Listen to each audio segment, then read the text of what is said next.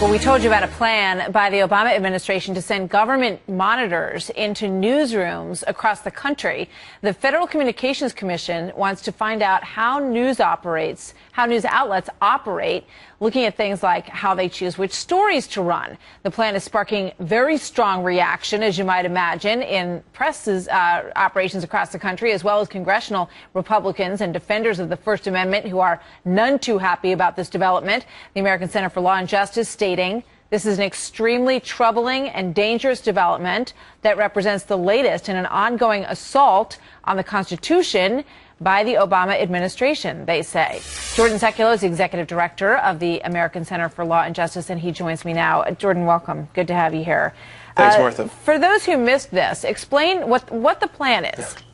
You know, this is a plan. It came out last May, this FCC idea. But here's the problem. Why are we talking about it now? The title of the plan sounds kind of mundane. It sounds innocuous. That it's not such a big deal. It sounds like something the FCC would do. They give all of the licenses, so keep that in mind as we talk about this. It's called the Research Design for the Multi-Market Study of Critical Information Needs. It's a 73-page field study in how you would do the report.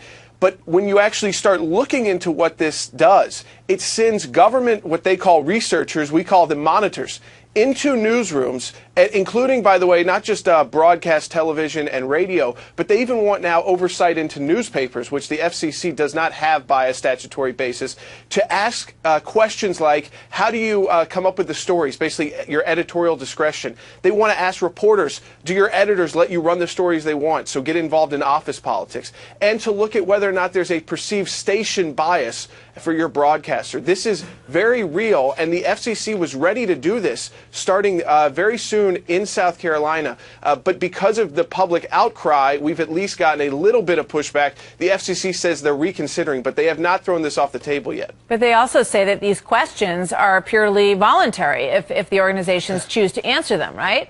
Well, here's the issue with voluntary with the FCC. It's not like an interest group or a university doing a study on media trying to send out a questionnaire saying, can we send some students over, some PhD candidates to do research there, and then you say yes or no. The FCC, who's saying this is voluntary, also gives your mandatory license if you're a broadcaster. Every 8 years, and that we're about to come up on that period of time, every broadcaster, radio and television at the local level has to get an FCC license. They last only 8 years. It's mandatory. The FCC's job is supposed to be, are people able to, small businesses, able to get into the news business if they want to in communities? They are not supposed to look into whether the content of the news is something that they like. They've even put together, Martha, critical information needs, the 8 categories of CIN, CIN, and one of the top categories, for instance, for local news happens to be the environment. And if you look back at the Obama administration and Center for American Progress, a liberal group tied to the administration, they've both been complaining about lack of coverage on climate change. So it's no surprise here that in this study, the field design they've put together, that one of the top issues happens to be, environmental issues